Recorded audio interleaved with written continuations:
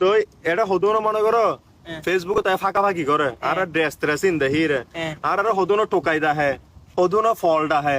আর হদুনো ডাহাদে মানে আর হদুনো হদ্দে আজি সুরাত দে শহীদ উরে অনলাইনে তো বয়কট করো ইতারা নিজে ঠুকাই দে সুদি বিল্লাই বয়কট করতে ফানালা টিয়া ভাই মানে কি